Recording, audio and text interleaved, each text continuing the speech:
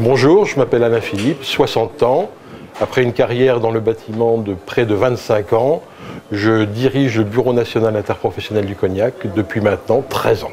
Le Bureau national interprofessionnel du cognac est une interprofession qui regroupe tous les négociants de la région de Cognac, ils sont 270, et tous les viticulteurs qui produisent du vin qui sera distillé pour faire le cognac.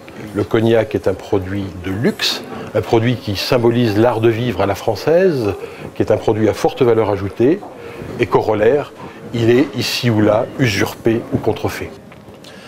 Allez, on va goûter ce petit cognac à moins 18. Alors, que disent les habitués par rapport à ça? En fait, après 22 ou 23 ans dans le même groupe international auquel je m'étais totalement identifié, ce groupe a été racheté par un concurrent et je n'y avais plus ma place. Donc, à 47 ans, j'avais le choix de repartir dans une autre entreprise de bâtiment, concurrente, ou de repartir dans une autre direction professionnelle. C'est le choix que j'ai fait, j'ai cherché, et j'ai trouvé en fait ce poste de directeur du Bureau national interprofessionnel du cognac. Et donc désormais je m'intéresse à ce produit sur glace avec un soft drink, en cocktail. On peut prendre du plaisir et on peut en fait adapter le degré à sa propre personnalité, à son propre goût.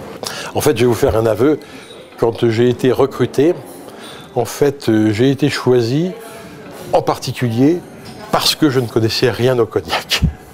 Ce qui permettait en réalité pour ce poste d'être totalement neutre par rapport à la viticulture et au négoce, par rapport à tel intérêt ou tel autre. Je n'étais inféodé à personne et donc quelque part c'est cette neutralité qui était recherchée, cette naïveté, cette candeur, sachant qu'au-delà, bien sûr, il fallait quand même un minimum d'autres qualités. Et donc je suis arrivé au BNIC dans une période difficile. Les ventes étaient relativement basses. J'ai été amené à conduire un plan social, très peu de temps après mon arrivée. Donc ma première mission a été de redresser les finances du BNIC d'une part, et de réorganiser la structure pour faire en sorte de s'adapter aux moyens de l'époque. Dans mes deux carrières professionnelles, en fait, ce qui m'a intéressé, c'est les contacts humains. Les contacts humains, je me considère comme un citoyen du monde. Et donc, tant dans le bâtiment qu'au service du cognac, j'ai eu et j'ai la faculté de rencontrer des gens de tout niveau social et quelque part dans le monde entier.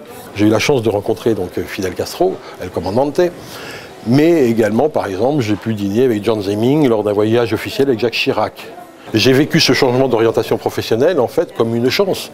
À 47 ans, pouvoir démarrer une deuxième vie professionnelle, refaire son carnet d'adresses, refaire ses réseaux, travailler pour un autre produit et en plus pour un produit merveilleux, c'est une chance fabuleuse. Avoir deux vies professionnelles dans une seule vie, c'est merveilleux, non ?